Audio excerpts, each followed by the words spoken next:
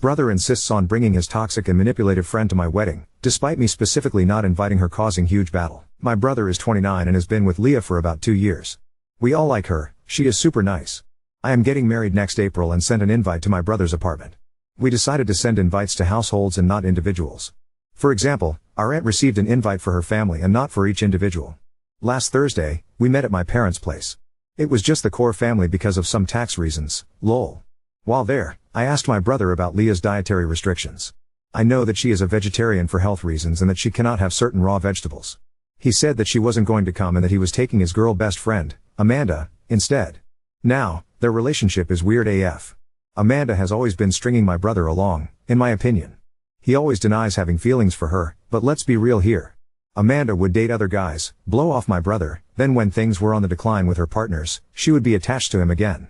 Her last boyfriend broke up with her right around the time my brother, his then ex-girlfriend, Amanda, and her ex were supposed to travel to Spain.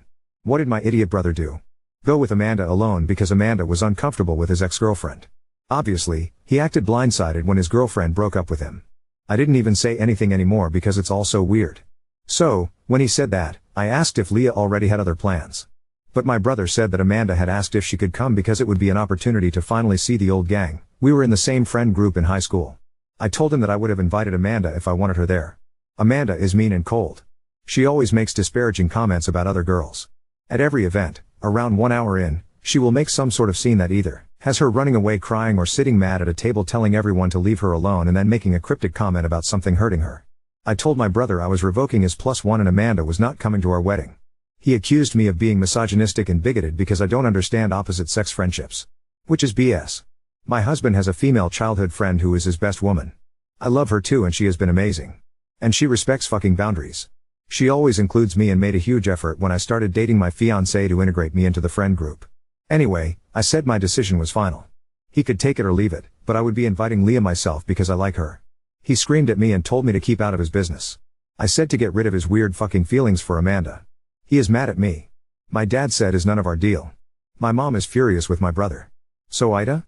Edit, to answer some questions the invite was addressed to the Smiths. Funnily enough, Leah had the same last name as us. Granted, we have one of the most common last names. Yes, they live together. The tax thing is nothing huge. My parents have a small business but are really bad at keeping track of all their receipts. So every month we go and help them. We digitalize the receipts and put them in a bookkeeping software for the accountant. Oop, I like Leah like genuinely as a friend and would like her there. I should honestly just have invited her officially, too.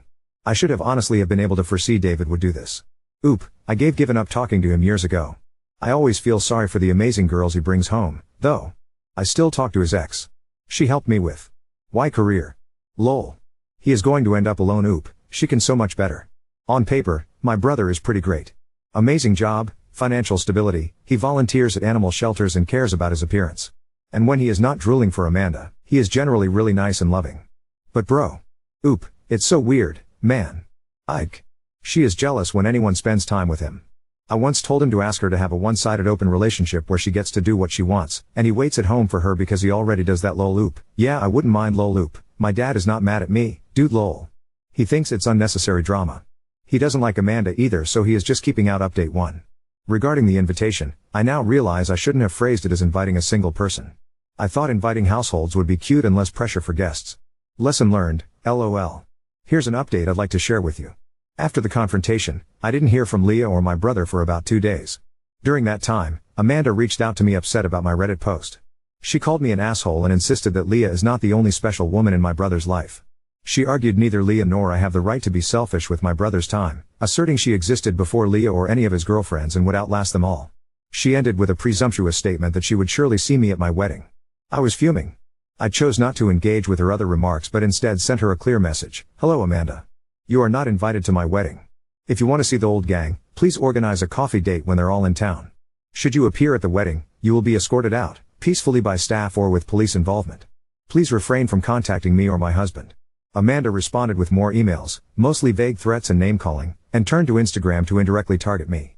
She tagged me in posts, making my username small so people wouldn't notice me tagged but would see it in my notifications. She also used an Ask Me Anything sticker on her Instagram story, where I'm pretty sure she asked herself leading questions. Highlights included questions like, what's the perfect outfit for a wedding? With a photo of herself in a dress captioned, this. But sadly I'll never get to use it. And what is your pet peeve? Followed by a rant about nosy people who think they have the right to control others. She flooded her story with sad quotes about no longer having a girl's girl. She tagged me in every single one. Of course, I screenshotted them all, lol. Some friends reached out when Amanda started spreading a different story, claiming I originally invited her but later disinvited her because Leah hates her and pressured my brother to do the same.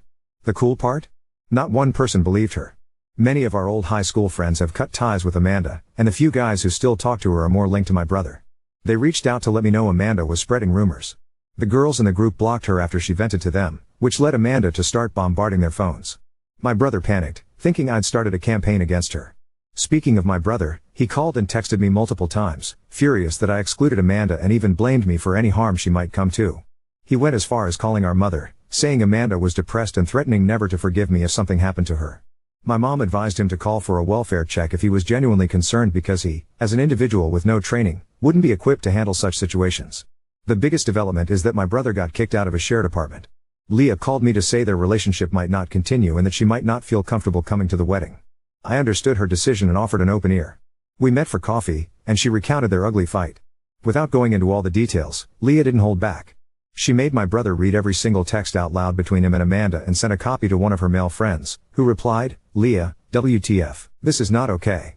She used this as evidence that their interactions were, at best, inappropriate and, realistically, an emotional affair. When my brother begged her to stay, she asked him why, knowing he would always choose Amanda.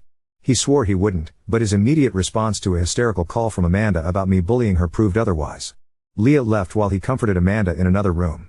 Later, she texted him that he needed to move out while she was away. It's her apartment, and she didn't want to see him until certain conditions were met, cutting Amanda out completely and seeking therapy to address his unhealthy patterns.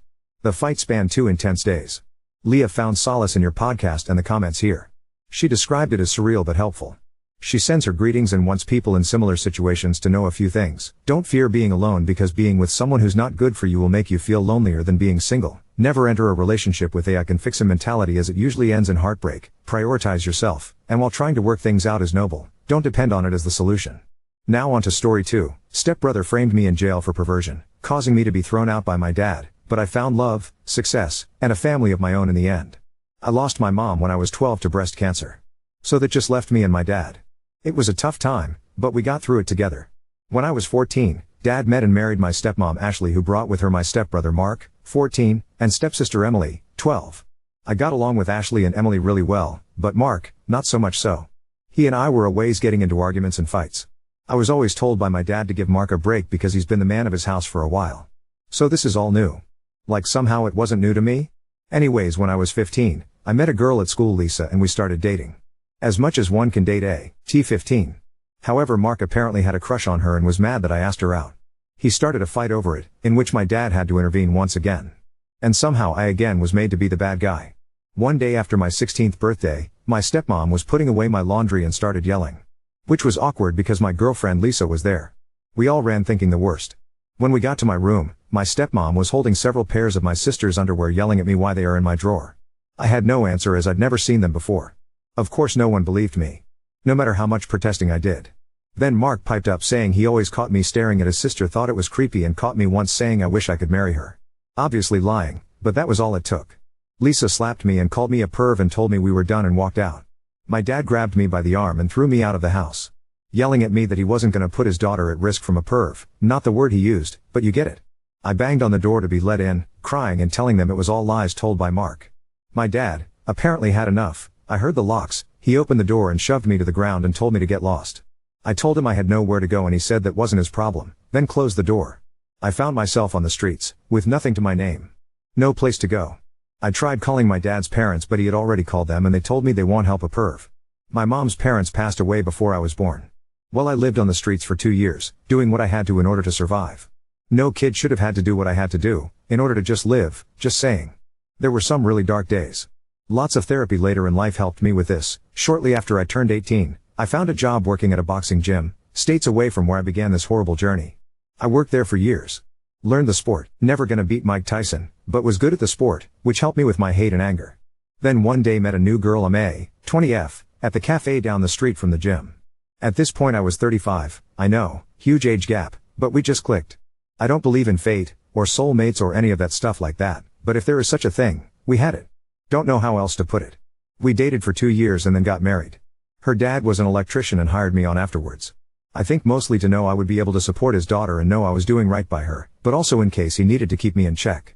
He never said this, but as a dad, I get it now. Well, 15 years later we are still together with 4 beautiful daughters.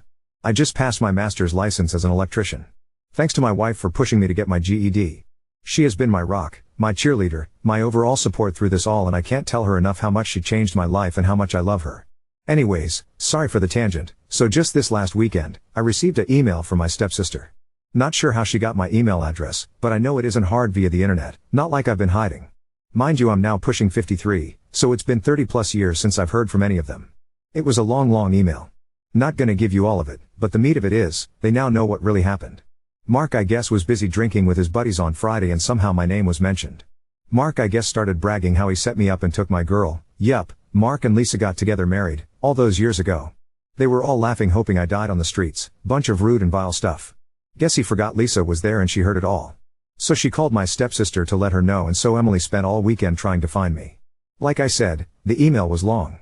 Short of it is, they want to apologize face to face, although it was already said in the email multiple times, and want to make up for lost time. I'm however indifferent to the idea. I have no ill feelings towards her, she obviously was young and had no real say in the matter. But with lots and lots of therapy, I learned to let go of that hate and anger and to let go of them. As well, with all the love I receive from my wife, kids and in-laws, it's all I really need. I'm of the idea of just deleting the email and moving on like nothing happened. My wife thinks I should at least respond back, even if to say something snarky like, "Thanks for finally believing me, only took over 30 years. Did I mention my wife has a mean/petty streak to her, lol. She's awesome. Guess not asking for advice, just wanted to share my story. There is a boxing quote that I have up in my house that reminds me every day. To see a man beaten not by a better man, but by himself is a tragedy." Edited, pushing 50 to 53, because apparently, people are getting hung up on my age. Because you know if it's not perfect, guess that's Reddit for you. Update 1. I know a lot of you worried about my former family reaching out after I asked them to basically let me live my life in peace. But, thankfully, all has been quiet. I think my response made it clear they weren't family anymore and decided to accept it. Outside of that, everything has been good. Actually more than good. Found out we are having a baby boy. Although this wasn't planned, we are super excited, as are the girls. Not gonna lie, I'm a bit nervous. I think my wife can tell, she just keeps telling me I'm a great dad and not to worry. And yeah, after this one, we are done and I'll be going in for the snip. In the words of Surgeon Murtaugh, I'm too old for this SHT, just wanted to leave you guys with a little dad advice. Work hard, but stay humble. Never forget how hard you worked to get where you are today. Never forget who you are, is so much greater than what you do.